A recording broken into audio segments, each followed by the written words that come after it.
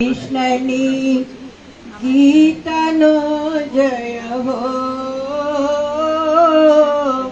બાપુનો જય હો, ગાંધીનો જય હો, જય હો, જય હો, જય હો,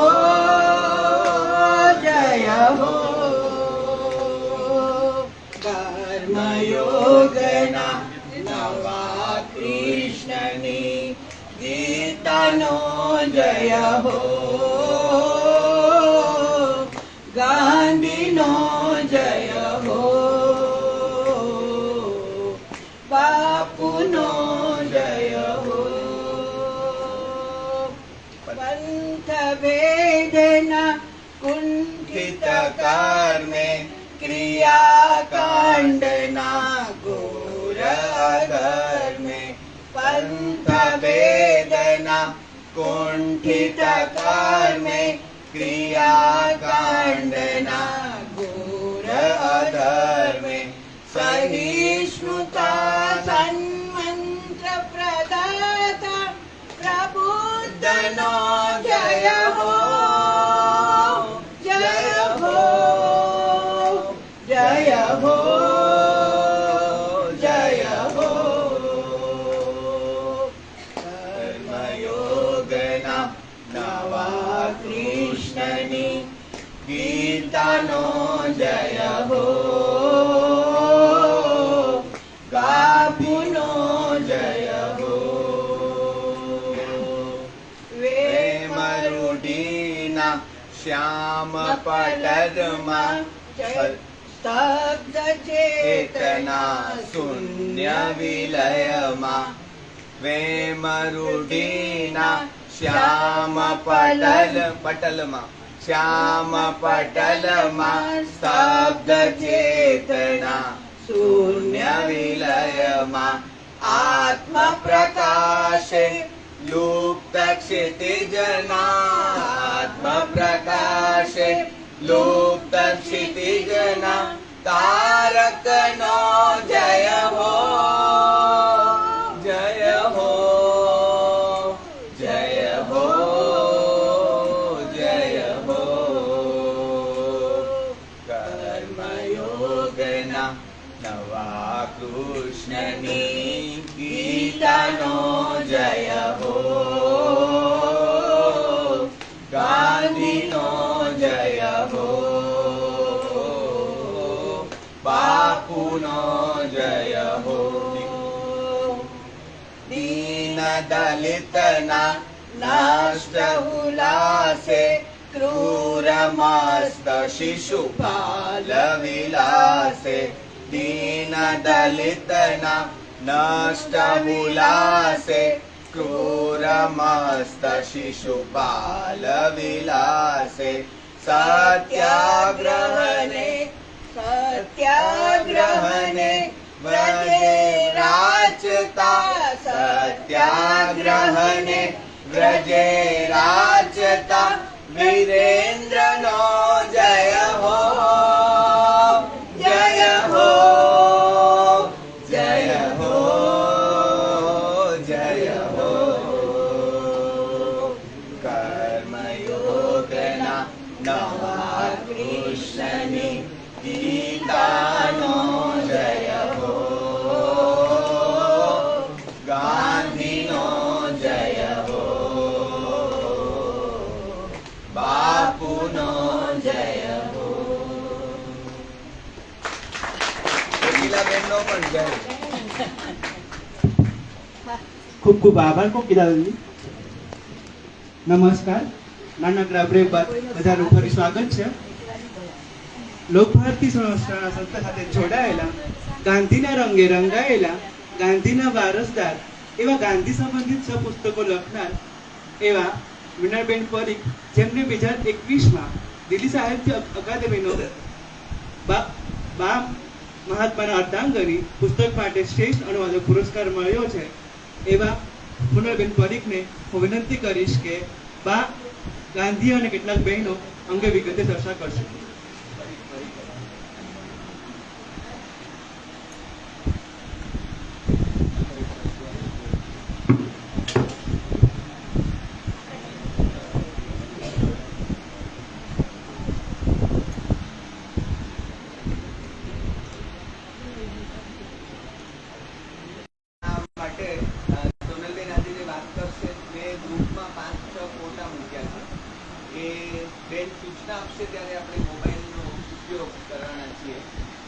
કર્યો તો ગાંધીજી અત્યારે હોત તો લેપટોપ પર જ હતા હોત. એમ અત્યારે એક બેન આપણને હા એ આપણને શીખવાડે કે કેવી રીતે વાપરવું. એક અધિવેશન હતું કોંગ્રેસનું, જે રીતે આપણે શિબિરમાં મળ્યા છીએ તેમ. અને એક બેન બાપુની કુટીરની પાસે એની ડ્યુટી હતી કે અવાજ છે ને બરાબર, કે બાપુને કંઈ જોઈતું હોય તો આપવું. એટલે ગાંધીજીએ થોડોક વખત પછી એને પૂછ્યું કે તું કેમ અહીં નહીં ઊભી રહે છે બેન? તો કે મને આ તમારી સેવા સોંપવામાં આવી છે કે તમને જે જોઈતું હોય એ મારે આપવું. તો ગાંધીજી કે મારે કંઈ જોઈતું હોય તો હું તને બોલાવીશ ચોક્કસ, પણ તારે ત્યાં સુધી આમ ઊભા રહેવાની ને ટાઈમ બગાડવાની જરૂર નહીં. તારે અહીંયા હાજર રહેવાનું હોય તો રહેજે, પણ તકલી કાં. અને પછી તકલી એને મગાવીને આપી કે આ તું કાંક છે. પછી પૂછે કેટલા દોરા થયા છે, એ આ ગાંધી. કેટલું એનું નાની નાની વાતમાં ધ્યાન હોય અને કેવા એ પણ બહેનોની બાબતમાં જ્યારે વાત થાય ને, ગાંધીજીએ તો દુનિયા એટલે જેટલા બી વિષયો ત્યારે જેટલા બી ક્ષેત્રો સામે હતા એ બધા પર કામ કરેલું છે. આપણે બહેનોની વાત કરવાના છીએ. અને જ્યારે એ વિચાર આવે ને મને કે ગાંધીજીનું બહેનોના જીવનમાં શું પ્રદાન, તો જાહેર જીવનમાં લાવ્યા અને ક્રેટીઓ અને રચનાત્મક કામોને એ તો બધું ખરું, પણ સૌથી વધારે મને એવું થાય કે ઘણી વખત મારે પોતાને એવું થયું હતું કે હું લખતી ખરી પણ હું ક્યાંય છપાવતી નહીં. અને મારી એક મિત્ર આશા, એણે હવે તો એ નથી અત્યારે હયાત, પણ એણે એટલું બધું મારી પાછળ પડી અને મારી પાસે જે મેં લખેલું હતું એ બધાને છપાવવાની ને બધી શરૂઆત કરી. ને પછી મારી એક નવી યાત્રા ત્યારથી શરૂ થઈ.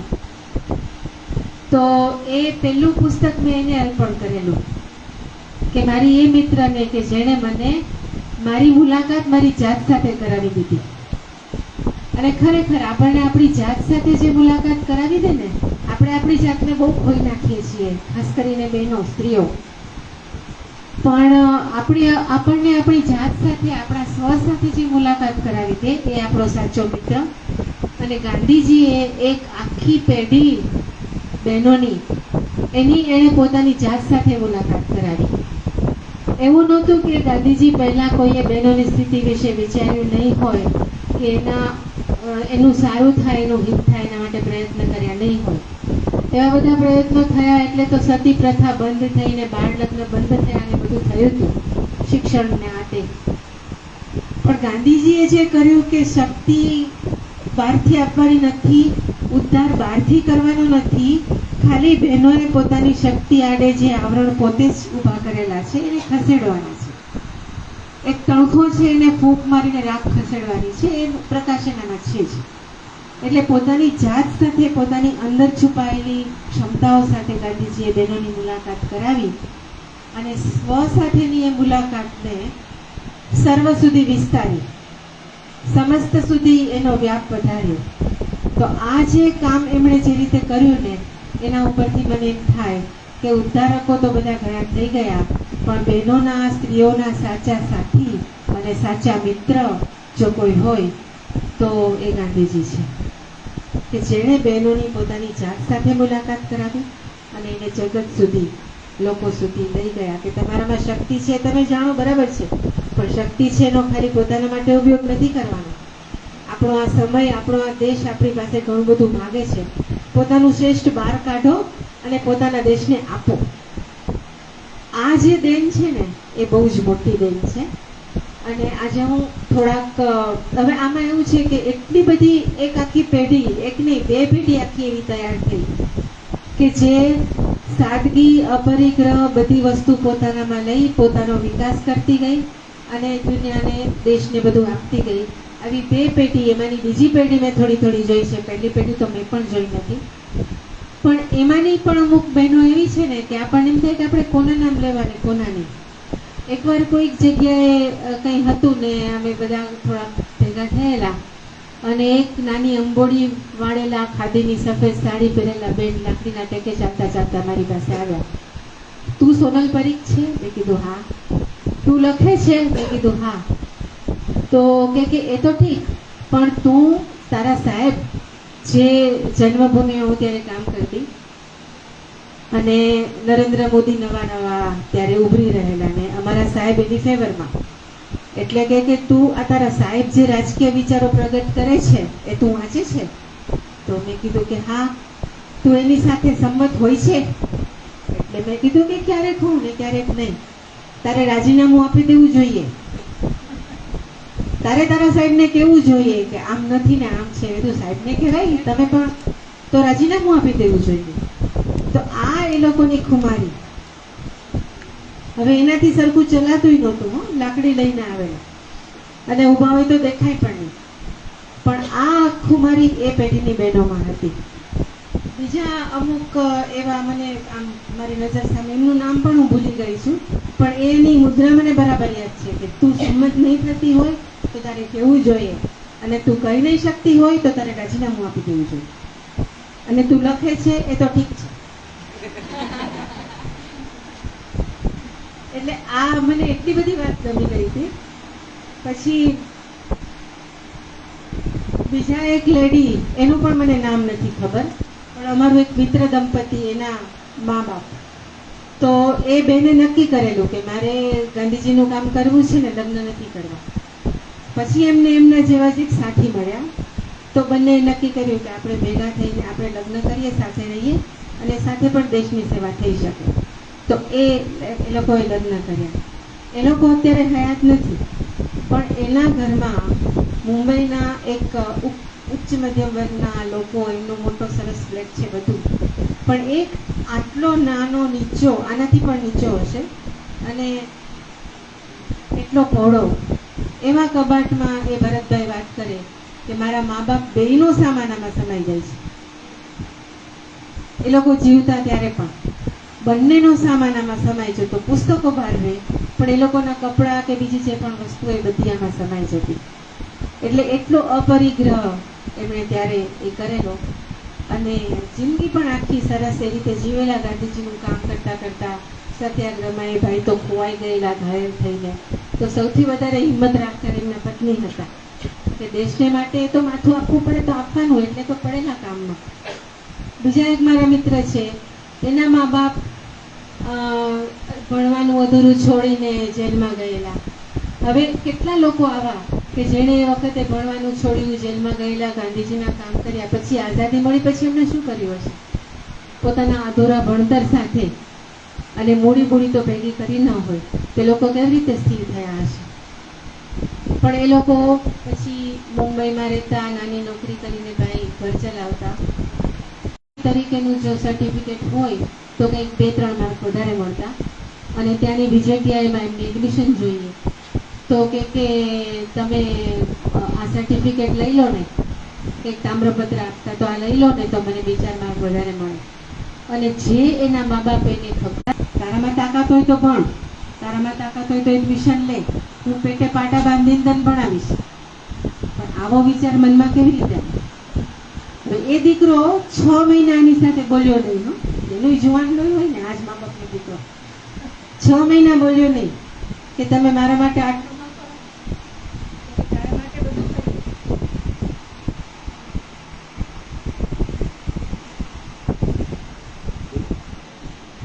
હેલો, હા, તારા માટે બધું કરીએ, પણ આ માટે થઈને અમે લોકો લડવાનું કામ, આ માટે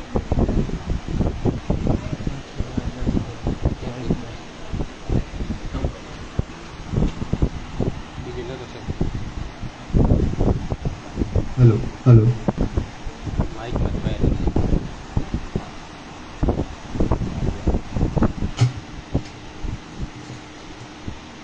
બીજા એક આવા દંપતી હતા.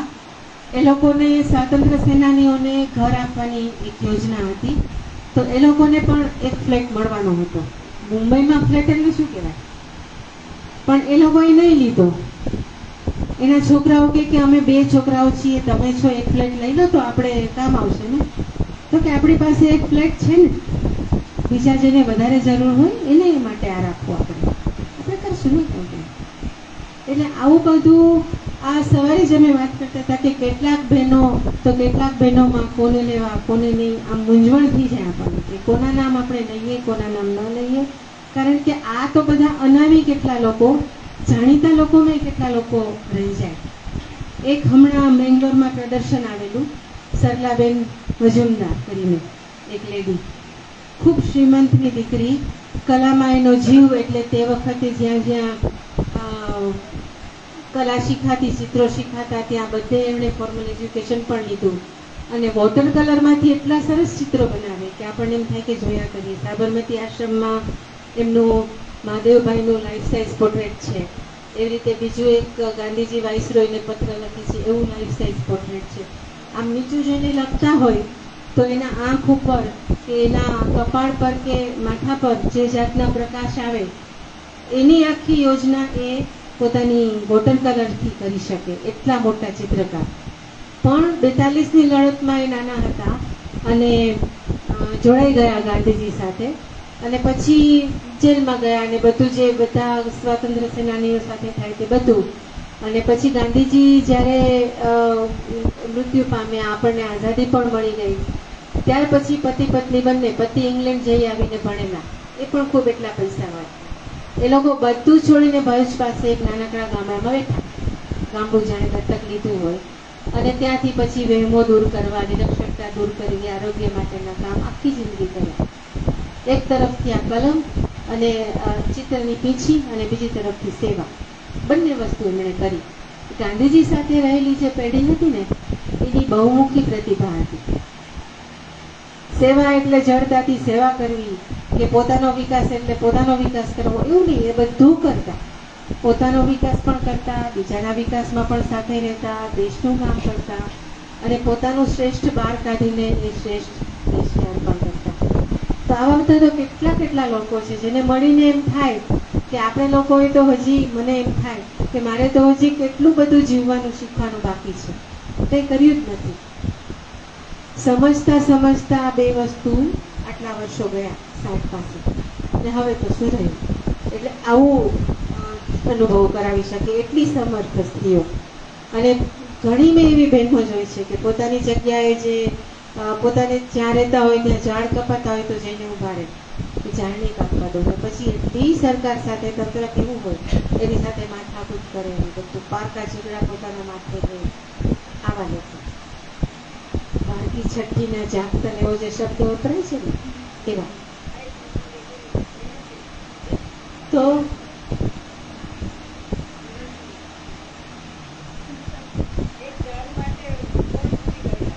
હે ને, હા, પણ સલામ છે, એ બહુ મુશ્કેલ વસ્તુ છે. અમે લોકો તો હિમાંશીબેન એવા કે ઘરમાં ધારો કે કોઈ બે વસ્તુ જોડતી કે ને તો રડવા બેસી જઈએ, એનાથી વધારે કંઈ થાય નહીં. અને તમે સરકાર સામે લડવા જાઓ એટલે કેટલું, પણ એ ખરેખર સલામ છે એને. અને પાછી એટલી જ સાદગી, એટલું જ લો પ્રોફાઇલ જીવન, કોઈ એનું ગાણું નહીં કે હું તો આમ. એટલે એક સલામ કરવા જેવી વસ્તુ છે ને. બે પેઢી આખી આવી તૈયાર થાય બહેનોની, ગાંધીજીના. જે બહેનો એ વખતમાં તો 10-12 વર્ષની ઉંમરે પરણી જતી, ઘરની બેઠક સુધી જવું હોય જ્યાં પુરુષો બેસતા હોય ત્યાં જવું હોય તો 4 વાર જઈને પાછી આવતી કે આ તેલ ખલાસ થઈ ગયું છે, ક્યાં કેવું ભોગ નકામું ભોગશે. એવી સ્ત્રીઓને બહાર અંગ્રેજોની સામે લડવા માટે કાઢે એટલે શું કહેવાય. એક કામ જાણે મોટી ક્રાંતિ થયેલી છે. એટલે કરસનદાસ માણેકે બહુ સરસ લખ્યું છે કે ન બે મ્યાન છુરી કદી જાલી જાણી. જ્ઞાન વગરની છરી એને પકડી નથી કોઈ દિવસ. કે ન બે મ્યાન છુરી કદી જાલી જાણી, બની એવી અબડાઓ અંબા ભવાની. અને ગાંધીજીએ લખ્યું છે કે સ્ત્રી અબડા નથી, પોતાની શક્તિ સમજે તો, મોટો તો છે વચ્ચે, પોતાની શક્તિ સમજે તો પુરુષ કરતાંય સબળા છે. કે માતા થઈને જેવી રીતે, સાંભળજો હા, કે માતા થઈને જેવી રીતે ઘરે છે અને પત્ની થઈને જેવી રીતે દોરે છે, પુરુષો મોટે ભાગે એવા બને છે. આ હકીકત છે. એ માતા થઈને જેવી રીતે ઘરે છે અને પત્ની થઈને જેવી રીતે દોરે છે, પુરુષો મોટે ભાગે એવા બને છે. સ્ત્રી પુરુષની સરખામણી કરવાનો કોઈ ઈરાદો નથી, પણ ધીરુભાઈ પટેલ કહેતા હંમેશા બહેનોને કે વીકર સેક્સ આપણે નથી, કપડા વીકર સેક્સ આપણે નથી, વીકર સેક્સ એ લોકો છે. અને એટલે જ એ લોકો આપણને બાંધી રાખે છે કે આ લોકો છૂટા થાય તો શું નહીં કરે, એવું હસવામાં કહેતા. એ બહેનોને ધીરુભાઈ પટેલ બહેનોને લગતી કરવા માટે અને બહેનોને પોતાની જે કંઈ સંવેદના હોય એને વાચા આપતી કરવા માટે ખૂબ પ્રયત્ન કરતા. અને એ વખતે જ્યારે બહેનો એમ કે ગૃહિણી હોય તો અમે શું કરી શકીએ, અમને રસોઈ સિવાય કંઈ આવડતું નથી, ત્યારે આ વસ્તુ કહેતા કે તમે આ સમજો, તમે સમજતા નથી એટલે તમે એવું માનો છો કે અમે કંઈ નહીં કરી શકીએ. મેં એક વખત એક કાવ્ય લખેલું, નવનીત સાબરકરમાં છપાયેલું, અને એમાં શરૂઆત એવી રીતે કરેલી કે હું કોઈ યંત્રમાની ખીલી નથી, છોડ પરનું પાંદડું હોઈ શકું, એવી રીતે શરૂઆત કરેલી. અને છેલ્લી લાઈન એની એવી રીતે હતી કે હું ધારું તો હું હોઈ શકું. એટલે દીપકભાઈ મને કે આ કાવ્ય અધૂરું છે. એટલે મેં ફરી વખત વાંચ્યું, મેં કીધું ના ના, મેં તો આ જ લખ્યું છે, બરાબર છે, પૂરેપૂરું છે કે હું ધારું તો હું હોઈ શકું. તો દીપકભાઈ કે એ નથી, અધૂરું છે. મેં કીધું તો તમે પૂરું કરો. તો કે તમારે એક લાઈન લખવાની જરૂર હતી કે હું ધારું તો હું હોઈ શકું, પણ હું એવું ધારું નહીં. એ તમે લખ્યું નથી, એટલે આ કવિતા તમારી અધૂરી છે. એટલે આપણે એવું ધારતા નથી કે આપણે શું કરવું જોઈએ, આપણે શું કરી શકીએ બહેનો, અને આપણને એવું કોઈ ધારવા દેતું નથી. આપણે એવું ધારી શકીએ પહેલાં આપણા 10 જગ્યાએ બધા જીવન બંધાઈ જાય છે અને પછી આપણે એમાંથી નીકળી શકતા નથી. પુરુષોનું એવું જ છે, આપણે ત્યાં સ્વાતંત્ર્યનો કોન્સેપ્ટ ઓછો જ છે કે આપણે આપણું અસ્તિત્વ આપણે અહીંયા ભગવાને મોકલ્યા છે, કંઈક અર્થ હશે, કંઈક હેતુ હશે, કંઈક શોધીએ, એવું આપણામાંથી કોઈ આપણે વિચારતા નથી. તો એક વસ્તુ એ પણ હતી કે સમય પણ જાણે જુદો હતો, એ લોકો પણ જુદા હતા. અને ગાંધીજીની બાબતમાં ઘણી વખત મને એવું લાગે કે યુગનો એમના પર પ્રભાવ હતો અને એમનો યુગ પર પ્રભાવ હતો. એટલે પારસ્પરિક જે અસર હતી એના પરિણામે બધું થયું અને સ્ત્રીઓ ઉપર ઉઠી. એક નોવેલમાં મેં વાંચેલું, ને અમુક વસ્તુ આમ છે ને બધાને થતું હશે કે મંત્ર જેવી મારા પર અસર કરે. તો એમાં એક પાત્ર હતું, હું નવલ છું, પાત્રોના નામ પણ ભૂલી ગઈ છું, પણ આ વસ્તુ મને યાદ રહી ગઈ છે કે એની નાયિકા કોઈકના ઘરે જાય છે અને એ માણસ કલાકાર છે અને એ પ્રેમ કરીને પરણેલો છે, એટલે એની પત્ની પણ એના જેવી જ છે. અને એ લોકોના ઘરમાં કલાકાર છે, એટલે આપણા દેશમાં કલાકારોને તો શું હાલત થાય, નાનું એવું ઘર છે, શ્રીમંતની દીકરી છે, પણ એ એમ કે છે કે હું એની પાસે જાઉં ને તો મને એવું લાગે કે હું બહુ ગરીબ છું. અને આ જે દંપતી છે એ પોતાની પરિસ્થિતિથી ઉપર ક્યાંક વસે છે, પોતાની પરિસ્થિતિની અંદર નથી.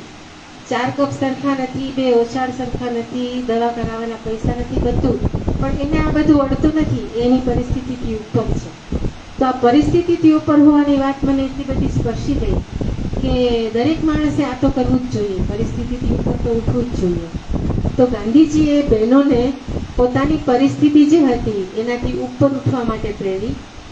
એની સામે વિઘ્નો આવ્યા, એ વિઘ્નોમાંથી બહાર નીકળીને પણ દેશનું કામ કરવા માટે પ્રેરી, જાહેર જીવનમાં આવવા માટે.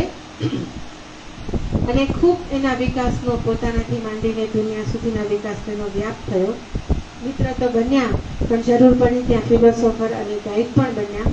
અને એવી રીતે એમણે બહેનોને કરી છે. આપણે ઝડપથી 4-5 જે બહેનો વિશે હું વાત કરવાની છું એ કરી લઈએ. પણ આ આખી પેઢીની વાત છે, આ તો ખાલી પ્રતિનિધિ 2-4 નામો છે. પહેલી વાત મારે કરવી છે મિલી પોલાક વિશે. મિલી પોલાક એટલે ગાંધીજી જ્યારે 26-27ના હતા, દક્ષિણ આફ્રિકામાં એમના બધા પ્રયોગો હજી બહુ જ પ્રારંભના કાળમાં હતા. એ વખતે એ ગાંધીજીના પરિચયમાં એવી રીતે આવેલા કે એના ભાવિ પત્ની હેનરી પોલાક એ ગાંધીજીની સાથે કામ કરતા થઈ ગયેલા, ગાંધીજીની સાથે રહેતા પણ ખરા.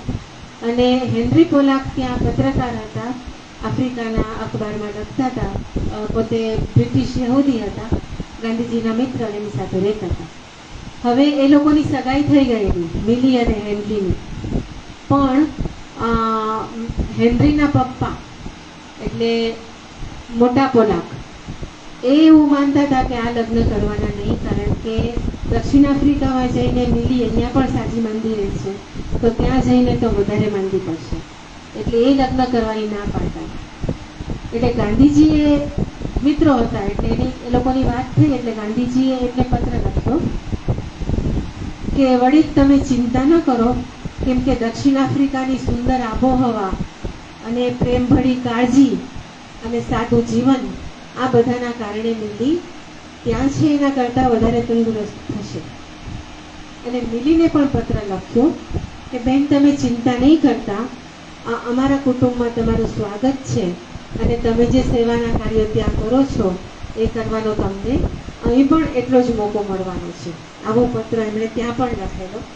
અને મિલીના મનમાં એમ થયેલું એ વખતે કે જાણે કોઈ મોટો ભાઈ પોતાની નાની બહેનને લખતો હોય, સધિયારો આપતો હોય એ પ્રકારનો આ પત્ર છે.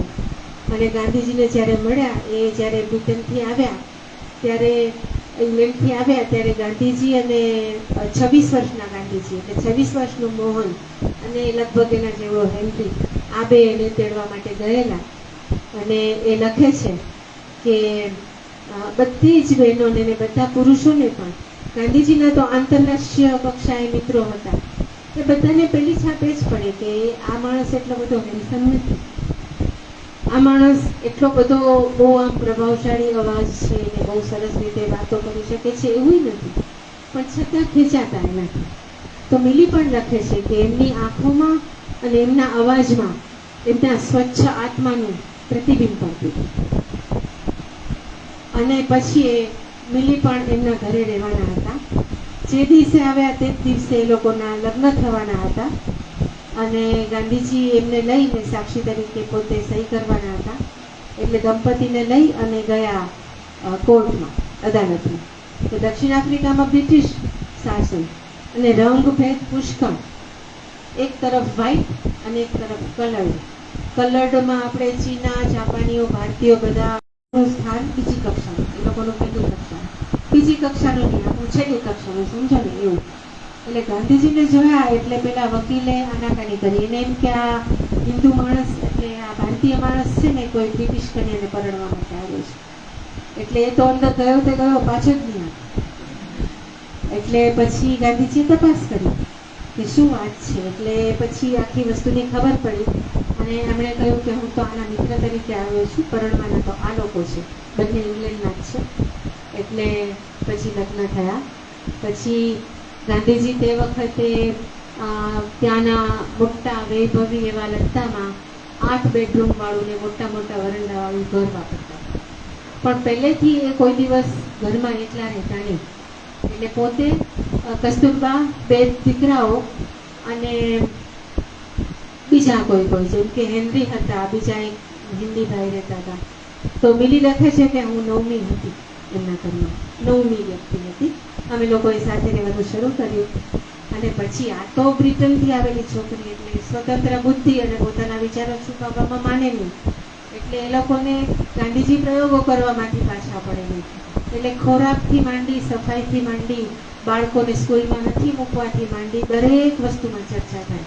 સમૂહ જીવનના પ્રયોગોની ચર્ચા, આની ચર્ચા, આની ચર્ચા, એ બધી ચર્ચા એમણે ગાંધીજી સાથે ખૂબ કરેલી.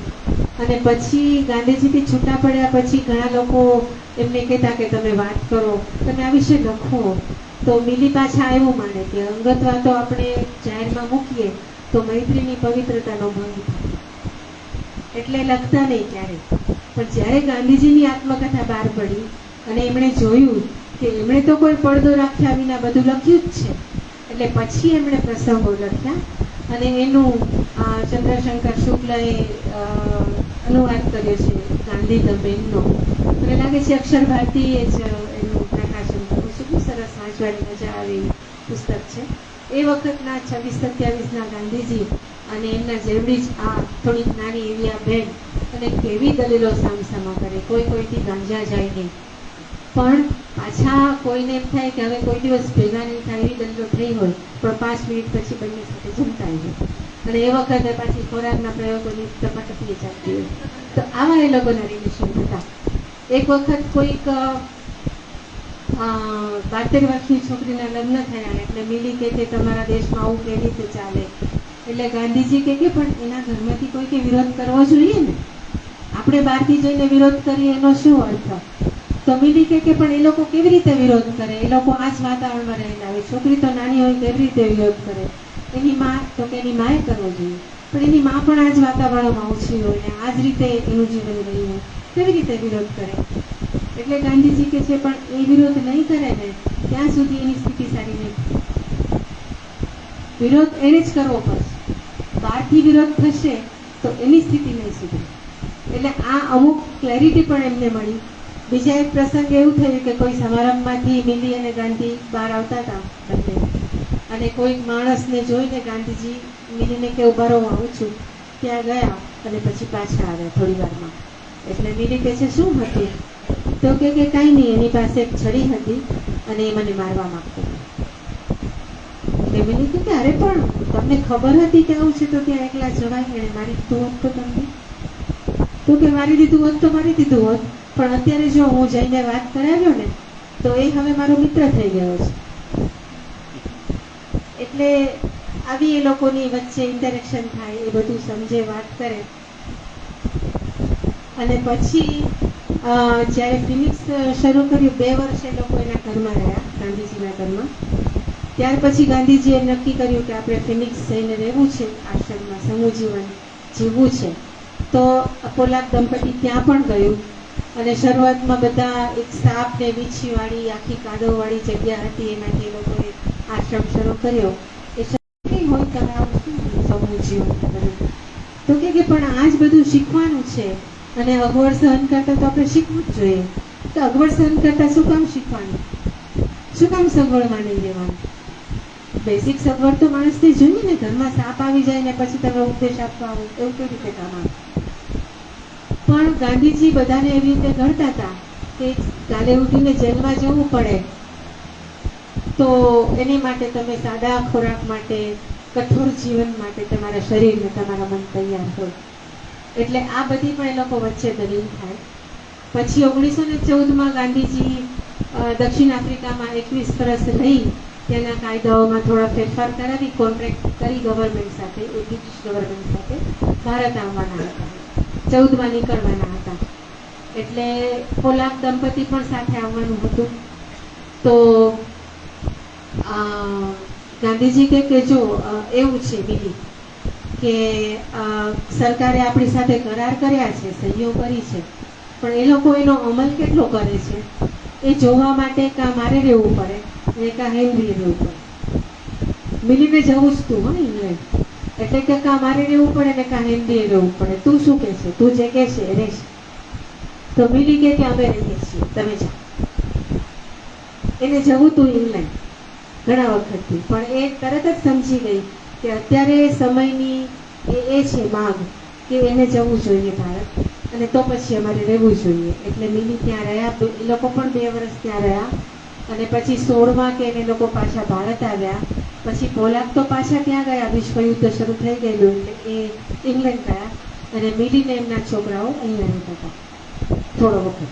પછી 2018માં જ્યારે આપણે કોરોના વખતે સરખામણી કરતા હતા ને કે ઇન્ફ્લુએન્ઝા આવ્યો અને ઘણા લોકો મરતા હતા, એ વખતે ગાંધીજી એમને કહ્યું કે હવે તમે જાઓ, કારણ કે હવે સ્થિતિ ખૂબ બગડી ગઈ છે. અને પછી એ લોકો ઇંગ્લેન્ડ ગયા.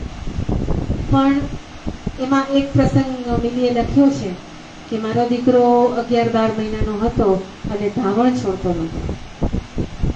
તો ગાંધીજી એમ કહેતા કે તું રાત્રે એને મારી પાસે સુવડાવશે, હું એને રડવા પણ નહીં દઉં અને એ છોડાવી, એટલે એને ટેવ છૂટી જશે એની ખાતરી. અને એ પણ ગાંધીજીએ એને મદદ કરી. એટલે આવા બહેનો સાથેના એમના સંબંધો હતા. એટલે મિલી પોલાકનું આ રીતનું હતું. એમનું આખું પુસ્તક વાંચવા જેવું છે, એમના જીવન વિશે પણ વધારે જાણવા જેવું છે. પણ આપણે હવે એ બીજા બેન પર કહીશું. પણ આ હેનરી પોલાક એટલે એ કે જેણે ગાંધીજીને અનટુ ધીસ લાસ્ટ વાંચો આપેલી, અને ત્યાર પછી એમને આ ફિનિક્સનું અને સમૂહ જીવનનું બધો વિચાર આવેલો. આ એ વ્યક્તિ. આપણે સરોજિની નાયડુની પછી વાત કરીએ.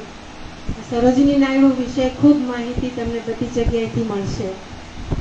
ખૂબ વૈજ્ઞાનિક પિતા અને કવિયત્રી માતાના દીકરી, ખૂબ સુશિક્ષિત, સંપન્ન, પ્રતિભાશાળી કુટુંબ. એમને નિઝામની સ્કોલરશિપ મળેલી એટલે બહુ નાની ઉંમરે ઇંગ્લેન્ડ ભણવા ગયા હતા. ત્યાં પણ ખૂબ કાવ્યો લખેલા અને અંગ્રેજ કવિઓને પોતાની ભાષા માટે શરમ આવે એવી સરસ ભાષામાં પોતે લખતા. પણ એના દરેક કાવ્યોમાં ભારતીયતા હંમેશા દેખાતી. એના ઘણા સંગ્રહો થયા. એમના સર્જનાત્મક પાસા વિશે પણ ખૂબ સરસ વાતો થાય એવું છે, પણ આપણે એના પર નથી જતા. પણ હિન્દનું બુલબુલ કહેવાતા, નાઇન્ટિંગેલ ઓફ ઇન્ડિયા, સરસ લખતા. એટલા માટે 1914માં એની ગાંધીજી સાથે મુલાકાત થઈ, લંડનમાં જ થઈ. અને ગાંધીજીને એ મળ્યા. ગાંધીજી ભારત જવા માટે નીકળેલા અને ઇંગ્લેન્ડમાં થોડોક વખત રહેલા. તે વખતે આ ત્યાં હતા અને ગાંધીજીને મળ્યા પહેલાં ગોખલેજી સાથે એમની એક વાર મુલાકાત થઈ હતી. અને ગોખલેજીએ કહ્યું હતું કે તમારામાં આટલી પ્રતિભા છે તો તમે દેશનું થોડુંક કામ કરી શકો. અને ગાંધીજીને મળવા આવેલા તો ગાંધીજી કાલે કોઈકે વાત એવી બધી વસ્તુ બેઠા ખાતા હતા. અને સરોજિની નાયડુ લખે છે કે બારણાની આમ ફ્રેમ હતી અને એની અંદર મને આ દુબળો પાતળો માણસ, લાકડાના વાટકા હતા, કદાચ એની દક્ષિણ આફ્રિકાની જેલમાંથી મળેલા હશે કેદી તરીકે ખાવા માટે. એમાં એ બેઠા આવું ખાતા હતા. અને મને તો જોઈને જ હસવું આવ્યું. એટલે મને હસતી જોઈને કે તમે મિસિસ નાયડુ છો ને, આવું કોણ હશે બીજું. અને પછી એ લોકોની વચ્ચે જે દોસ્તી થઈ ગઈ એ એમને લિટલ મેન કહેતા, મિકી માઉસ કહેતા. અને એવું ગાંધીજીને કહી શકતા કે ગાંધીજીને અમુક આગ્રહ ને કે મારે બકરીનું દૂધ પીવું છે ને મારે આ જ બાફેલી વસ્તુ ખાવી છે ને આ જ ખાવું છે ને આ જ ખાવું છે. એટલે કે બાપુ તમારી સાદાઈ છે ને, તમારી ગરીબી અમને બહુ મોંઘી હોય, આવું કહી શકતા. અને ખૂબ પત્રો લખતા. અને ગાંધીજીના સંપર્ક પછી એમનું જે કાર્યક્ષેત્રમાં ફેરવાઈ ગયું. ત્યાર પછી એમણે નથી લખ્યું કાવ્યોને બધું. દાંડી કૂચમાં જ્યારે ગાંધીજીએ દાંડીમાંથી મીઠું ઉપાડ્યું એ વખતનો એક ફોટોગ્રાફ મેં મોકલેલો છે. એમાં સરોજિની નાયડુ છે સાઈડમાં અને વચ્ચે મીઠુબેન પીટીત છે, એની પણ આપણે વાત હમણાં કરીશું. તો એ ત્યારે ત્યાં હતા. અને ગાંધીજીને પકડ્યા પછી તારાસણાનો જે સત્યાગ્રહ થયો, તમે ગાંધી ફિલ્મ જોઈ હોય તો અને ગાંધીજી વિશે વાંચેલું હોય તો, મીઠાના સત્યાગ્રહો વિશે, ધારાસણાના સત્યાગ્રહ વિશે સરોજિની એના આગેવાન હતા. એમણે બધાને અપીલ કરેલી કે ગમે તેટલો માર પડે, ગમે તેટલા ઘાયલ થઈએ, માથા ફૂટી જાય, મરી પણ જઈએ, આપણે સામેથી માર ખાવા જવાનું છે અને આપણે પાછા પણ ફરવાનું નથી અને હાથ પણ ઉપાડવાનો નથી સામે. બહેનો તૈયાર હતી, ભાઈઓ 4-4ની ટુકડીમાં આગળ આવે. અહીંયા પોલીસો તૈયાર હોય, બ્રિટિશ પોલીસો, જેમાં આપણા પણ લોકો હોય. અને એ લોકો જેવા આગળ આવે, શેને માટે આગળ આવે? ત્યાંથી મીઠું લેવા, પ્રતિબંધિત મીઠું લેવા માટે આગળ આવે. એટલે લાઠીઓ તૈયાર હોય, જેના છેડે લોખંડના છેડા ઉપર લોખંડ મઢેલું હોય. મારે છાતીમાં વાગે, માથા પર વાગે, પડીને જાય ત્યાં સુધી માર ખાય. અને બહેનો ત્યાં તૈયાર હોય, એને જોડીમાં ઉપાડીને લઈ જાય અને ત્યાં એની સારવાર થાય. એ દરમિયાન બીજા 4 આગળ આવી ગયા અને એ માર થાય. એ જોઈને એક અંગ્રેજ પત્રકાર એટલા હલી ગયેલા કે ખૂબ પ્રતિબંધો હોવા છતાં એમણે એ અહેવાલ આખા વિદેશમાં બધે, આખી દુનિયામાં મોકલેલો કે આ કઈ, મને પણ વાત કરતા અત્યારે એ થાય છે કે આ કઈ જાતના લોકો છે અને આ કઈ જાતનું બ્રિટિશ શાસન છે કે જે કલ્ચરના આપણે લોકો વખાણ કરતા થાકતા નથી. આપણે એવું માનીએ છીએ કે આ ગમાર લોકો છે ને આપણે તો રાજ્ય કરવા માટે જ સર્જાયેલા છીએ, પણ આ કઈ જાતનું રાજ્ય છે ને આ કઈ જાતની પ્રજા છે કે જે આટલું બધું સહન કરે છે. પણ એ પ્રેરણા આપનાર સરોજિની, એમની પ્રેરણાથી લોકોએ આટલું બધો માર ખાધો, આટલું બધું સહન કર્યું. તારાસણા ગામે આ સત્યાગ્રહ થયો હતો અને સરોજિની નાયડુ ગાંધીજીને મિકી માઉસ ને બધું કહેતા, ખૂબ હસતા. એ લોકોની એક ખાસિયત હતી, આટલા મોટા પ્રશ્નો લઈને બેઠા હોય. આપણે આપણા ઘરના લોકોએ કાંઈક કીધું હોય તો આપણા મોટા જોવા જેવા થઈ જાય. બાપા બેઠા હોય કે અમારા જેવાને અમારા હસબન્ડને કંઈક કીધું હોય, છોકરાએ કંઈક કીધું હોય, તો છોકરા કે ને મોટા મોટા થઈ ગયા હોય એટલે તો મોઢા આવડા થઈ જાય. પણ આ લોકો આટલા બધા દેશના દુનિયાના કામ લઈને બેઠા હોય પણ ખડખડાટ હસતા હોય. તો આવી રીતે એકબીજાની મશ્કરી મજાક બધું કરતા હોય. અને એ એવું કહેતા સરોજિની નાયડુ કે આ દેશને પુરુષોની એક નવી પેઢીની જરૂર છે. આત્મસન્માન દેશનું સૌથી મોટું આભૂષણ છે અને પુરુષોની એક નવી પેઢીની જરૂર છે. અને જેમ ગાંધીજીની મજાક કરે એ જેલમાં ગયેલા છે, ગામડાઓમાં કામ કરેલું છે. અને એક એવું વાક્ય ક્યાંક મેં વાંચેલું કે એક ફકીર સંત એક વિદુષી શ્રીમંત સ્ત્રીને સુવિધાભર્યા જીવનથી દૂર ખરબજડા માર્ગ પર લઈ ગયા અને આ ગયા પણ ખરા. પણ ગાંધીજીની મશ્કરી કરતા એમ ગાંધીજીની કરુણા, બહાદુરી, એમની વિઝડમ, એમનો માનવ પ્રેમ, આ બધું પણ એણે લખ્યું છે એના વિશે. અને એવું કહેતા કે ઈશ્વર સિવાય ભાગ્યે જ કોઈનામાં હોય. એટલી ઊંચાઈ, એટલું ઊંડાણ અને એટલો પ્રેમ, એટલી પરિપૂર્ણતા આ નાનકડા માણસનો છે. અને પોતાના જીવન વડે જ એને આદર્શ પૂરો પાડ્યો છે અને પોતાની ભૂલો અને નિષ્ફળતાઓને પણ જિંદાદિલીથી સ્વીકારી અને જીવ્યા છે. પણ આ દેશનું, એમના કરતાં પણ આ દેશનું એક સૌભાગ્ય છે કે છેલ્લા વર્ષોમાં એમના જેવા માણસને એકલા પડી જવું પડ્યું છે.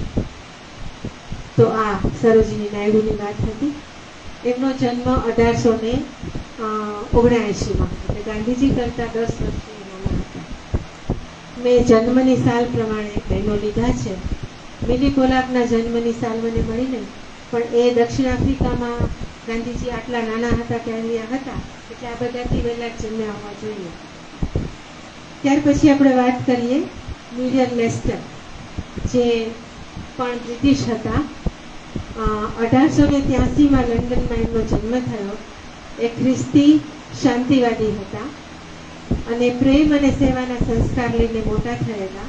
પહેલેથી જ સામાજિક કામો ખૂબ કરતા, ત્યાંના પણ ગરીબો હોય એની સેવા કરતા. અને એમના ભાઈનું મૃત્યુ થતાં એમની સ્મૃતિમાં એ મ્યુરલ બેને અને એમના બેને મળીને લંડનના ગરીબ વિસ્તારમાં કિંગ્સલે હોલ કરીને એક મોટો હોલ બાંધેલો કે જ્યાં એ લડતાના ગરીબોના શિક્ષણ, આરોગ્ય અને સુવિધાઓ માટે લોકો કામ કરતા. 1919માં એમણે ગાંધીજીને વાંચેલા. પછી એ ભારત આવેલા. ટાગોરના જમાઈ ઇંગ્લેન્ડમાં ભાષણ કરવા ગયેલા અને એમણે ગાંધીજીની થોડી વાતો કરી, ભારત આવવા માટે આમંત્રણ આપ્યું. એટલે એ ભારતમાં આવેલા, ગાંધીજીને મળ્યા હતા. એ ઉજની આશ્રમમાં રહ્યા હતા. અને ત્યારનો અનુભવ એ લખે છે કે અમને એક નાનકડી કુટીરમાં, એની સાથે એનો ભત્રીજો હતો, તો એક નાનકડી કુટીરમાં અમને રાખ્યા. 2 પલંગ હતા, ખાદીની ચાદર પાથરેલા, એક ટેબલ ખુરશી હતા. અને થોડી વારમાં એક માણસ આવીને અમને પૂછી ગયો, એક યુવાન આવીને કે બરાબર છે, કંઈ જોઈએ છે? એટલે અમે કહ્યું કે ના. તે તમે આશ્રમમાં શું કરશો? એટલે આ લોકો કે શું કરશું? એટલે તો કે જુઓ, તમારે તમારું બધું કામ, તમારું રાંધવાનું, તમારું સાફ સૂફી, કપડાં ધોવા, તમારી કુટુંબ સાફ રાખવાની, એ તો કરવાનું જ છે. પણ એ સિવાય આશ્રમના કયા કામમાં તમે ભાગ લેશો? જુઓ આ સ્ટાઇલમાં. એટલે પેલો ભત્રીજો કે મારે તો પાયખાના સાફ કરવાનો અનુભવ લેવો છે. અને મ્યુરલબેન કે મારે રેડિયો કાઢતા શીખવું છે, હું કાઢીશ. પછી એ લખે છે કે એણે ગાંધીજી પર ઘણા પુસ્તકો લખ્યા છે. તો એ લખે છે કે મેં કાંતવાનું માથે લીધું અને આ તો પાયખાના સાફ કરવા જતો ને ગાંધીજી રોજ એને મળતા અને એને એની સાથે દોસ્તી થઈ, વાતો થાય, બધું. પણ મારો વારો આવે નહીં. કેમ કે જ્યારે હોય ત્યારે બાપુ કાં તો કોઈ કામમાં રોકાયેલા હોય, કાં તો કોઈ શ્રમ વગેરે કરતા હોય, ભણાવતા હોય, કે પછી મુલાકાતીઓથી ઘેરાયેલા હોય. તો મારે એની સાથે વાત ક્યારે કરવી? તો મને મળે જ નહીં. પછી કે છેલ્લે દિવસે અમે નીકળવાના હતા. આ 1926ની વાત છે. તો છેલ્લે દિવસે હું એમને 5 મિનિટ માટે મળવા પામી. એટલે મેં એમને કહ્યું કે મિસ્ટર ગાંધી તમારે ઇંગ્લેન્ડ આવવું પડશે.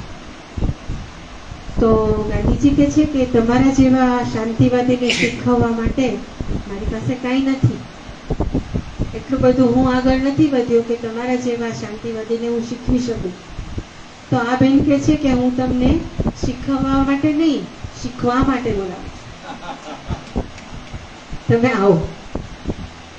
એટલે એ પછી જ્યારે ગોળમેજી પરિષદ વખતે 1931માં ત્યાં ગયા તો ગાંધીજીને માટે વ્યવસ્થાઓ કરવામાં આવેલી, જ્યાં કોન્ફરન્સ થવાની હતી એની બાજુમાં જ ક્યાંક રહી શક્યા હોત.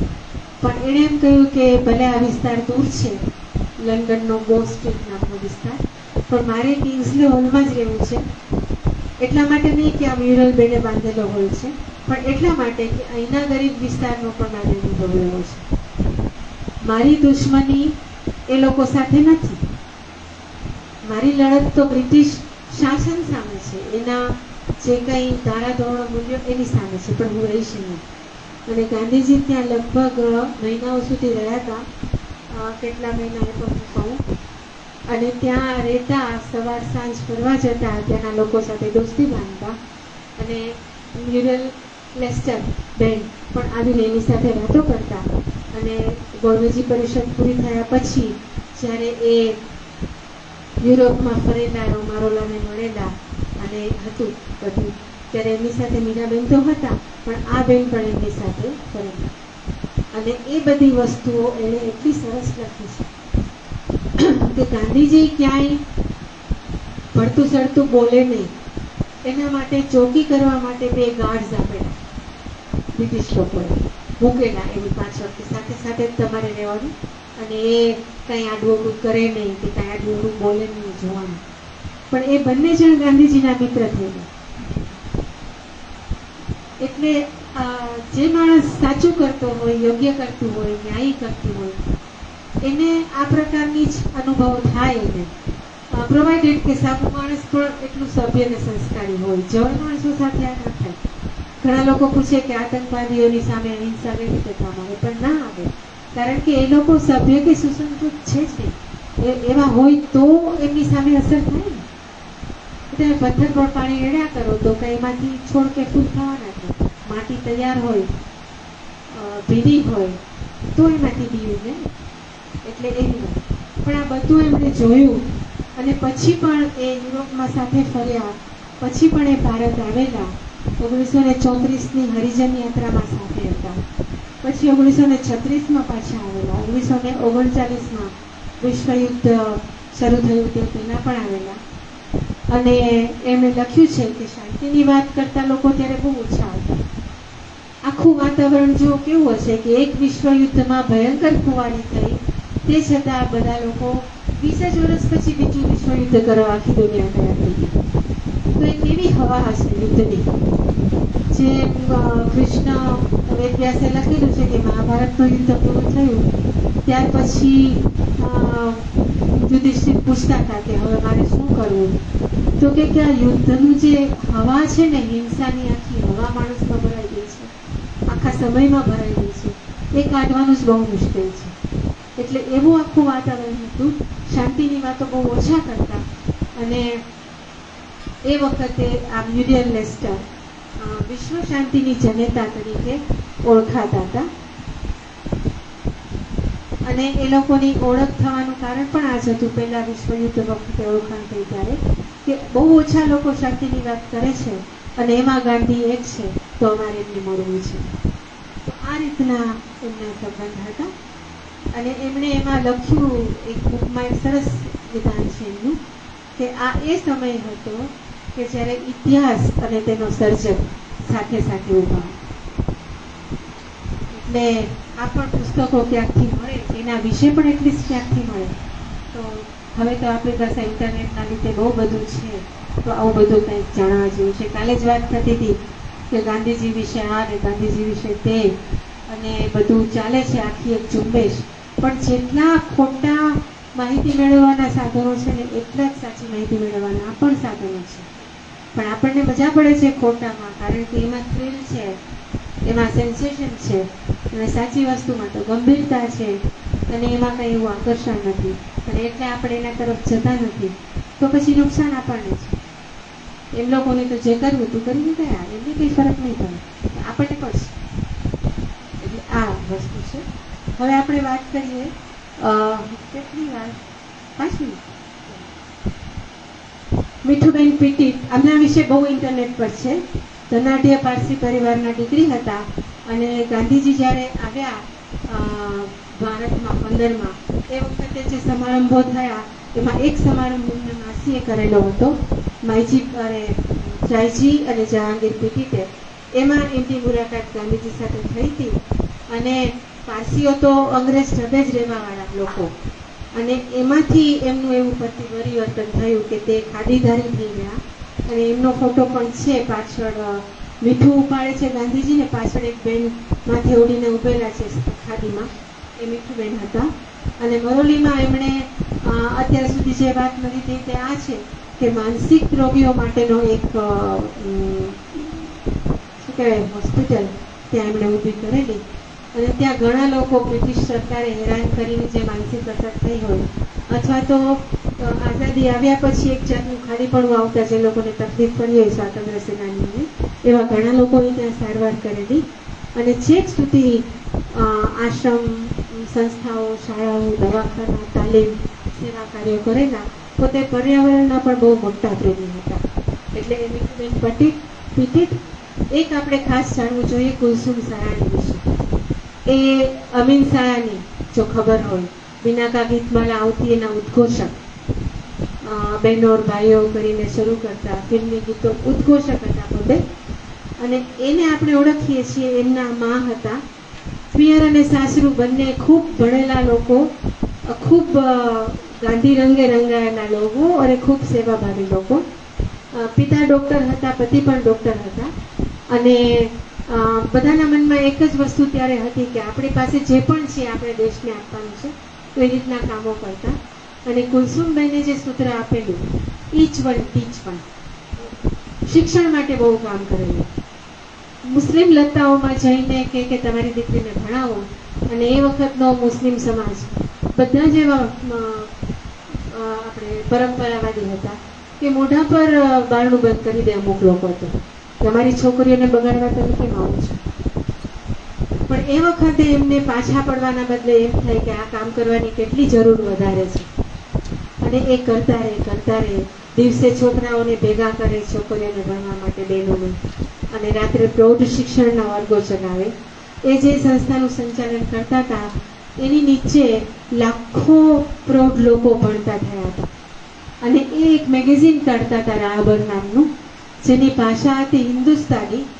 ઉર્દુ અને હિન્દીના મિશ્રણથી બનેલી આ ભાષા કે જેમાં હિન્દુઓને પણ ગમે અને મુસ્લિમોને પણ ગમે અને ફાવે એ પ્રકારની ભાષા હતી હિન્દુસ્તાની.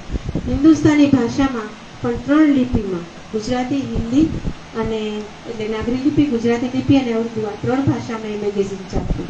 અને પ્રૌઢો માટે ખાસ તો જે ભણતા શીખ્યા હોય, વાંચતા શીખ્યા હોય એને મદદ કરવા માટે સારા સારા વિચારો, દેશ વિશેની વાતો, એ બધું હતું. અને એમનું આ એક કામ હતું. અને આંતરરાષ્ટ્રીય કક્ષાએ બહેનોના શિક્ષણ માટે ત્યારે સશક્તિકરણ, એમ્પાવરમેન્ટ એવા બધા શબ્દો વાપર્યા વગર આ બધા કામો થયેલા છે. ઉષાબેન મહેતાની તો આપણને ખબર જ છે, જેની હમણાં ફિલ્મ પણ આવી. પણ એ ફિલ્મમાં તો અને આપણે જે જાણીએ છીએ પુસ્તકોમાં પણ ખાલી 3 મહિનાની વાત છે કે ભૂગર્ભ રેડિયો ચલાવેલો અને જેલમાં ગયા અને પછી પોતાના બચાવમાં તમારે કંઈ કહેવું છે તો ના પાડીને એણે સજા સહન કરી અને પછી બીમાર પણ પડ્યા જેલમાં. બધું 4 વર્ષની સજા થયેલી એમને જેલની. પણ પછી પણ આખી જિંદગી એમણે ગાંધીજીના જ કામો કર્યા. અને મુંબઈમાં તમે જાઓ તો ત્યાં વાણી ભવનમાં જઈને જુઓ તો ખબર પડે કે એમના કેવા કામ હતા.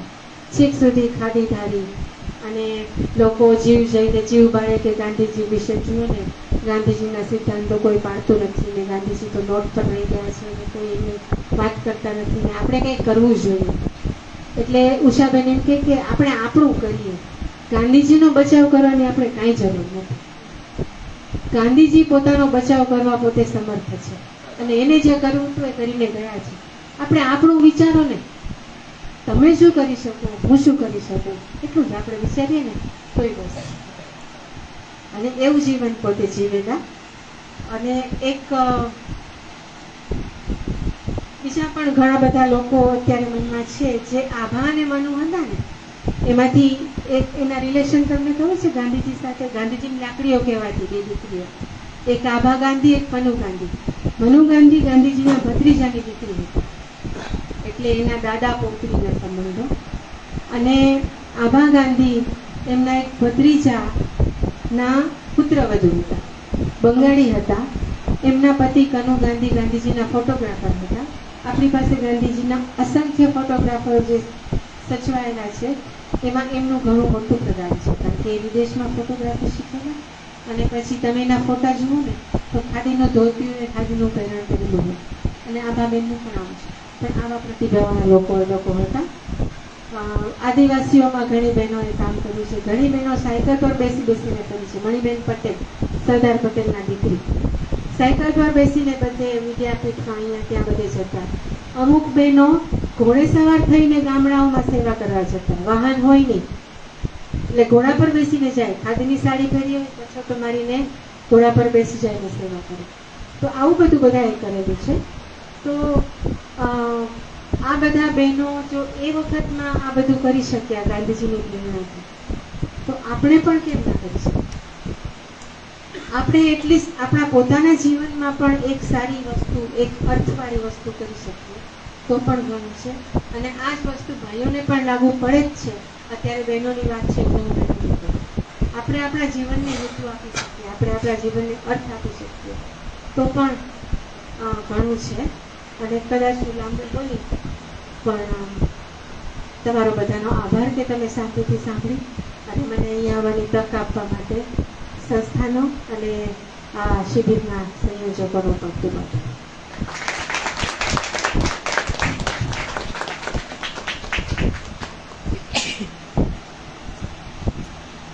ખૂબ ખૂબ આભાર સોનલબેન. હવે પછી સીબી આરતી વિરાજબેન પોતે વાંચેલા પુસ્તક વિશે વાત કરશે.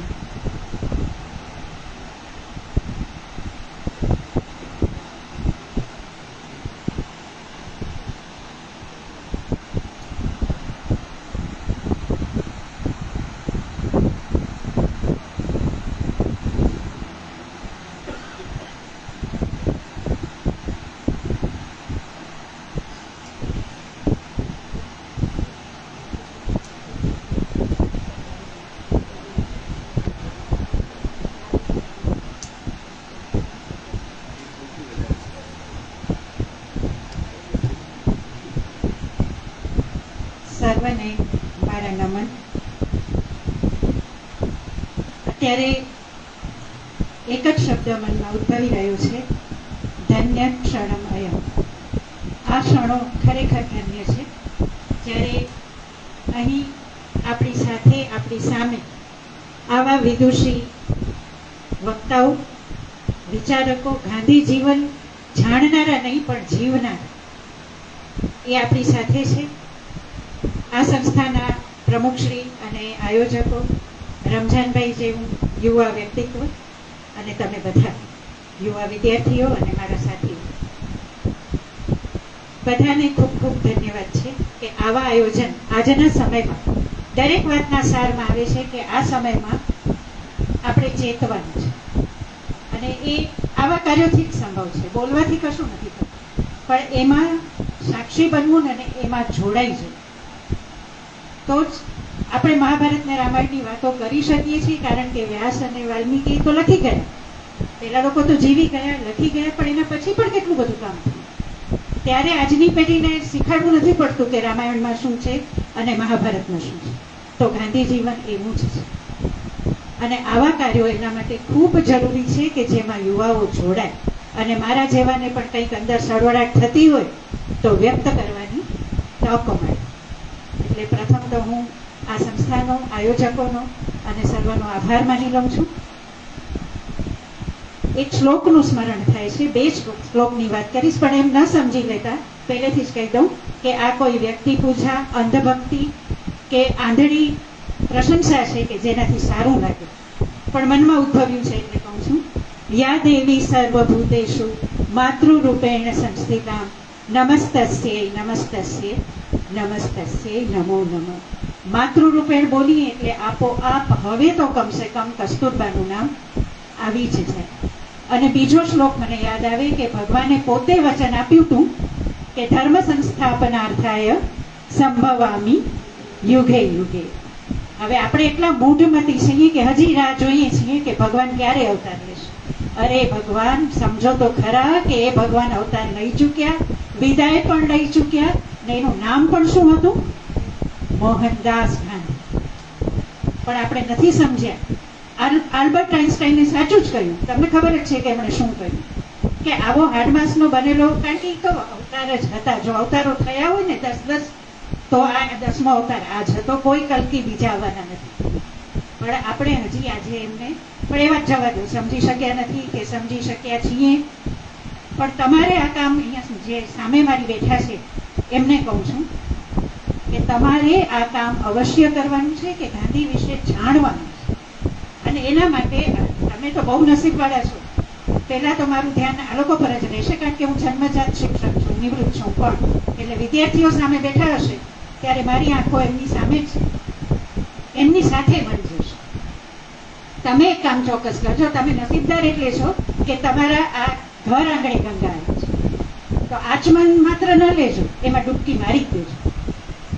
એટલું બધું મળશે તમને. કારણ કે અમારે તો ગાંધીધામથી આ ઉંમરે હવે નિવૃત્ત થઈ ગઈ છું અને મને લાગે છે હવે કે હવે ઉંમર ટકોરા મારી રહી છે, ત્યારે પણ મને એમ ઈચ્છા થાય કે આવા કંઈક કાર્યક્રમમાં આવવા મળે અને ગાંધીધામથી આવવું પડે. તમને તો ઘર આપે. તો માત્ર આ શિબિરમાં તમે હાજરી આપીને વાત પૂરી થઈ ગઈ એવું ન કરજો. તમારી વાત બધે પહોંચાડજો કે અમે કોને સાંભળ્યા, એ શું બોલ્યા, અને હવે અમે શું વિચારીએ છીએ અને શું વાંચશું. વાંચ્યું તો તમે ઘણું જ હશે, કારણ કે તમે રમજાનભાઈના વિદ્યાર્થીઓ છો મોટા ભાગે. હવે જે વાત કરવી છે મારે, મેં પુસ્તક આ વાંચ્યું છે, બા મહાત્માના અર્ધાંગીની, જેના લેખક છે ડૉક્ટર અરુણ ગાંધી. અને મારી ભૂલ ન થતી હોય તો તે ગાંધીજીના પૌત્ર અને મણિલાલ ગાંધીના પુત્ર, બરાબર. એટલે એ પોતે જ સ્વયં નામ સિદ્ધ છે કે આવું પુસ્તક તેઓ લખે. અને એના અનુવાદક છે, જેમની વાત થઈ ચૂકી પહેલાં પણ, સોનલબેન પરીખ, કે જેઓ આપણી વચ્ચે આજે ઉપસ્થિત છે. એમને આપણે સાંભળ્યા એટલે સૌપ્રથમ તો હું બંનેનો આભાર જ નથી માનતી, એમને વંદન કરું છું, ડૉક્ટર અરુણ ગાંધીને અને સોનલબેનને, કે એમણે આવું પુસ્તક લખ્યું. તમને સાચું કહું છું, હું તૈયારી કરી આવી છું ને, પણ હું બોલી નહીં શકું. એમ તમને સાચું કહું છું કે જ્યારે આ પુસ્તક મેં વાંચ્યું ને, હાથમાં લીધું એટલે પ્રથમ તમે જુઓ ચહેરો દેખાતો હોય તો, અથવા હું ફોટો તમારા હાથમાં આવ્યો જ હશે ક્યાંથી, કેટલો માસૂમ ચહેરો, બાળક જ, અને છતાં કરુણાનો અપાર સાથ કસ્તુરબાના ચહેરા પર, એમના મુખ પર છલકે છે. એટલે પ્રથમ તો આ પુસ્તકને સ્પર્શ કર્યો ને મેં, એટલે હું એના મુખપૃષ્ઠ પર હાથ ફેરવતી છે કે મારા હાથમાં શું આવ્યું છે. અને પછી મેં પુસ્તક વાંચ્યું. ખરેખર બધા પ્રબુદ્ધજનો અને વિદ્યાર્થીઓને, યુવાનો છે, તરુણો છે, સ્પષ્ટ છે, એમને ખાસ કહું છું કે પ્રથમ સત્યના પ્રયોગો અવારનવાર કંઈ ને કંઈ કારણોસર મેં વાંચી છે અને અત્યંત પ્રિય છે મને. અને સાથે સાથે પ્રકાશનો પડછાયો શ્રી દિનકર જોશીનું પુસ્તક છે હરિલાલ ગાંધી વિશે, એ મેં વાંચ્યું. જ્યારે જ્યારે એ પુસ્તકો વાંચ્યા ને ત્યારે, ખાસ કરીને પ્રકાશનો પડછાયો, ત્યારે તો હું રડી છું ઘણી વાર. અને ઘણા પ્રશ્નો મનમાં ઉઠ્યા છે. સત્યના પ્રયોગોમાં તો ગાંધીજી પોતે જ લખે છે, એટલે બધા પ્રશ્નો પણ ઉદ્ભવ્યા છે, જે તમે જો જાણશો. અને આ બધાના મનમાં સ્વાભાવિક છે કે માણસ માત્રના મનમાં ઉદ્ભવતા હશે કે શા માટે ગાંધીજીએ આ શા માટે કર્યું. ઉત્તર ન મળે. એનો એક જ ઉત્તર હોય, કારણ કે ગાંધીજી હતા અને મહાત્મા કહેવાના. મને લાગે છે વિશ્વમાં કોઈ મહાત્મા શબ્દ કોઈ માટે વપરાણો હોય એ મારે જાણવા નથી. તો પ્રશ્ન એ થાય કે એવું એમણે કર્યું, કારણ કે એક માનતા હતા ને, જે માનતા હતા એમાં એ બાંધછોડ કરનારા ન હતા. ને છતાં એમને આત્મકથાના પુસ્તકનું નામ શું છે? સત્યના પ્રયોગ. એમ નથી કહેતા કે સત્ય એ જ મારો ધર્મ અને આ જ સત્ય. સત્યના પ્રયોગો છે, સત્ય પ્રાપ્ત થતું જાય છે, જીવનમાં પરિવર્તન આવતું જાય છે, પરિવર્તનો સ્વીકારતા જાય છે, ત્યારે એ મહાત્મા બને છે. પુસ્તકની કરી તો ડૉક્ટર અરુણ ગાંધી પોતે લખે છે, અને સોનલબેને એને બહુ જ સુંદર રીતે, જ્યારે એમને આટલો મોટો પુરસ્કાર મળ્યો હોય તો એ અનુવાદ કેવો હશે એ આપણે વિચારી શકીએ, કે એ ઉલ્લેખ કરે છે કે કસ્તુરબા વિશે જે માન્યતાઓ હતી, અને અરુણ ગાંધીને પોતાને બહુ એમ થતું કે કસ્તુરબા વિશે લોકો સુધી વાત પહોંચવી જોઈએ, કે એ કોઈ અબળા ન હતા, માત્ર ગાંધીજીને પોતાના પતિદેવ માનીને અનુસરનારા વ્યક્તિ પત્ની ન હતા. પણ જોવાની વાત એ છે કે જેમ હમણાં સોનલબેને પણ કહ્યું કે જ્યારે કોઈને પણ પૂછીએ કે કોઈ પાસે જઈએ એ લોકો જેને જાણતા હશે, તો વાત કોના વિશે થાય? માત્ર ને માત્ર ગાંધીજી વિશે. આટલી જ્યારે કસ્તુરબા વિશે, કારણ કે પોતે તો કંઈ બોલ્યા કે લખ્યું છે જ નહીં, તો પછી માહિતીઓ ઉપલબ્ધ ન હતી, હકીકતો પ્રાપ્ત ન હતી, ત્યારે ડૉક્ટર અરુણ ગાંધીએ આ કાર્ય કર્યું અને આપણા જેવાને આ વસ્તુથી પરિચિત કર્યા. આ ખબર હતી કે કસ્તુરબા કોઈ સામાન્ય મહિલા તો ન જ હતા, પણ આટલા શક્તિશાળી અને જેનું સંવેદના જગત આટલું બધું જાગૃત હોય કે બધા પરિવર્તનો, વિચારો કે જ્યારે એમના લગ્ન થયા, મારી ભૂલ ના થતી હોય તો માત્ર 9 વર્ષની એમની ઉંમર અને 13 વર્ષ, બરાબર. અને એ સમયે ગાંધીજી પણ નાના છે, એટલે કોઈ પરિપક્વતા કે કંઈ એક જ વિચારસરણી કે તો શક્ય જ ન.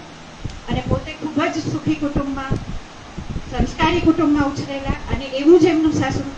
ત્યારે તો ગાંધીજીના પિતાજી પણ દિવાન હતા, ખૂબ સુંદર એમનું જીવન હતું. પછી એમનામાં પણ પરિવર્તન, જીવનમાં ઉતાર ચઢાવ આવે. તો એ લગ્ન થયા ત્યારે તો એમને કંઈ કલ્પના જ નથી કે પોતે કોઈ આવા યુગ કાર્ય કરનાર વ્યક્તિ સાથે દાંપત્ય જીવન માંડવા જઈ રહ્યા છે. એટલે જેમ કોઈ પણ સહજ વ્યક્તિનું હોય એવું એમનું દાંપત્ય જીવન. પણ કિશોર મોહન ત્યારે પણ જીદ્દી, હઠાગ્રહી અને પોતે જે માનતા એમાં કરનારા, અને પોતે ભૂલો પણ બહુ કરતા ગાંધીજી જ્યારે કિશોર અવસ્થામાં. પણ કસ્તુરબાએ એ સમયે પણ એમને જાળવ્યા છે.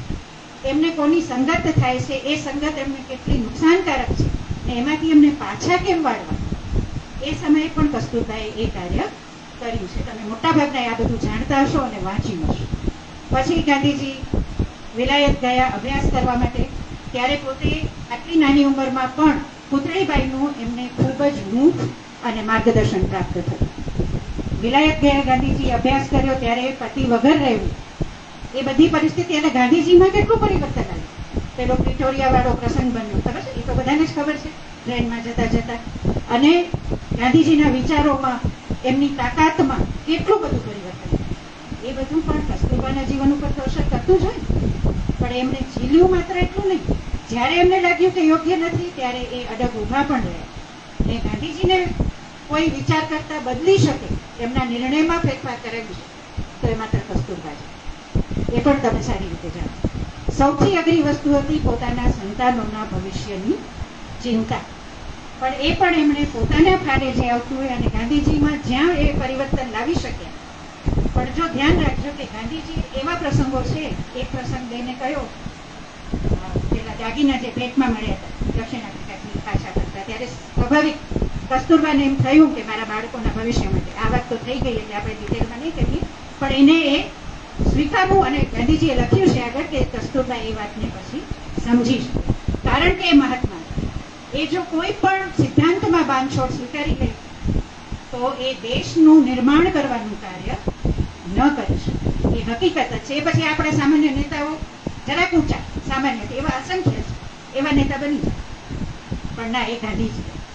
એટલે કસ્તુરબામાં સામે જબરો પડકાર હતો કે આ ગાંધીજીને સાચવવા, એની સાથે કાર્ય કરવું, એના વિરાટ પગલાં સાથે પોતે પણ પગલાં માંડવા, એ કાર્ય એમણે કર્યું. એટલે જ કદાચ ગાંધીજીએ લખ્યું છે, એમના જ શબ્દોમાં કહું, આ પુસ્તકમાં પણ પાછળ છે, બાનો ભારે ગુણ કેવળ સ્વેચ્છાએ મારામાં સમાઈ જવાનો હતો. એ કંઈ મારે ખેંચતી નહોતું કર્યું, એટલે કે મેં આગ્રહ નહોતો કર્યો, પણ બામાં જ એ ગુણ સમય આવે ખીલી નીકળ્યો. તેની ઈચ્છા શક્તિ ખૂબ મજબૂત હતી. નવપરિણીત કાળમાં હું બાને અતિથી ઘણી કાળ એને મહત્વ આપતા નહીં, એ પણ હકીકત છે. પણ આ મજબૂત ઈચ્છા શક્તિને લીધે તે અજાણમાં અહિંસક અસહકારની કળામાં મારી ગુરુ, મતલબ કે ગાંધીજીએ જે કંઈ પણ લડત ચલાવી એમાં એમનું બળ અને એ શીખવવામાં પ્રેરણા આપવામાં કસ્તુરબાનો ફાળો અમૂલ્ય હતો જ. અને હોરેસ એલેક્ઝાન્ડર લખે છે, બા અને બાપુ એક ઘરમાં હોય, પાસેના ઓરડામાં હોય, કશું ખાસ એકમેક સાથે બોલે નહીં, પણ આપણને આખો વખત લાગ્યા કરે કે બંને એકમેકને ઊંડે ઊંડે ખૂબ સમજે. વિચારોમાં ઘણી ભિન્નતા હોવા છતાં એકબીજાને સમજી શકતા અને ગાંધીજી પણ આટલા આગ્રહી હોવા છતાં સિદ્ધાંતોના કસ્તુરબાના નિર્ણયને માન આપતા, એ પણ હકીકત છે. આ એક ઉદાહરણ જે મને હંમેશા હલાવી ગયું છે.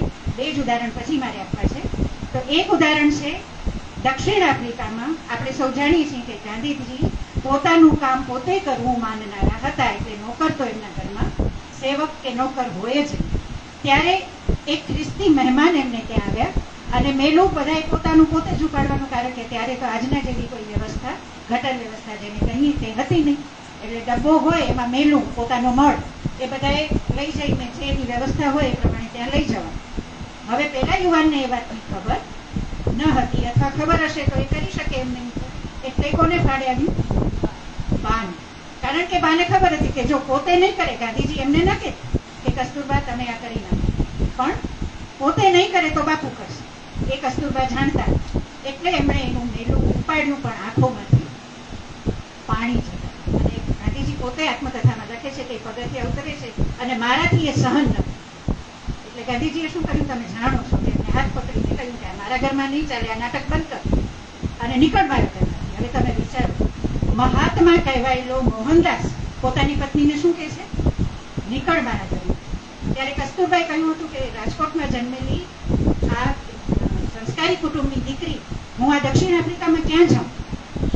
અને ગાંધીજીએ પોતે ત્યારે તો લખ્યું છે કે મેં તમાચો મારીને ઘા લાલ રાખ્યો, પણ પછી એમણે એક પુણ્ય અને પ્રાયશ્ચિત આ પ્રકરણમાં આ વેદના ખૂબ સુંદર રીતે વર્ણવી છે કે મારાથી આ ભૂલ, ને પછી ક્યારે જીવનમાં ગુસ્સો કર્યો હોય કસ્તુરબા ઉપર એવું બન્યું. અને બીજો પ્રસંગ એ કહી દઉં, ચંપારણનો મને બહુ સ્પર્શી ગયો છે, બિહારના. હવે ત્યારે તો કસ્તુરબાએ ઘણી પ્રગતિ કરી દીધી હતી. અંગ્રેજ સરકાર પણ એમનાથી ગાંધીજી કરતા વિશેષ ડરતી હતી એવો ઉલ્લેખ છે.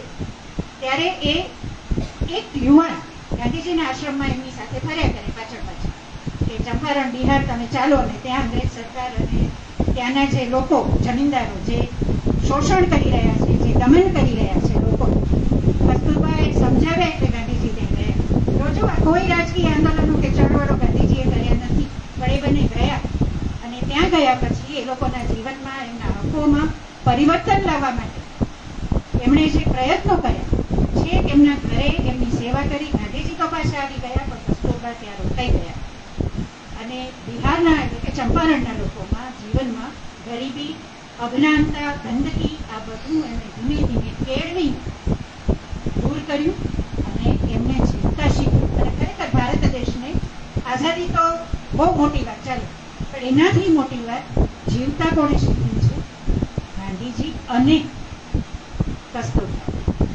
બહુ ઘણી વાતો થઈ છે. મૃત્યુ સમયે પણ કસ્તુરબાના છેલ્લા શબ્દો આ જ પુસ્તકમાં ઉલ્લેખ છે એ પ્રમાણે હતા કે મારું મૃત્યુ શોકનો અવસર ન હોય, એ ઉત્સવ બની રહે.